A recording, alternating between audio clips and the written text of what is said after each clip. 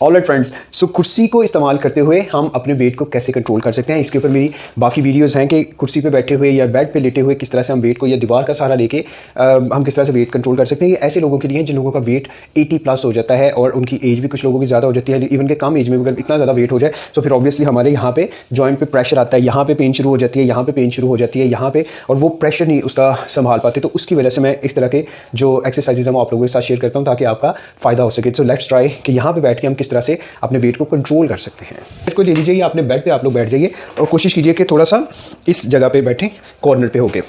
2 3 4 5 6 इस तरीके से आप इसको पहले 5 से शुरू कीजिए, 5 के बाद आप 10 पे ले जाइए, 15 पे ले जाइए, 20 पे रेप्स पे ले जाइए, 2 से 3 सेट्स कीजिए। शुरू में हो सकता है आपका मुश्किल हो जाए तो आप मुश्किल से इतना ही कर सके, तो जितना आप आसानी से कर सके। मेन फोकस आपका यहाँ पे इस कोर एरिया पे ये होना चाहिए कि यहाँ पे आपको प्रेशर फील हो। अगर आपको यहाँ पे या आपके यहाँ पे या इस जगह पे आ रहा है तो इट मीन्स कि हम लोग अपने कोर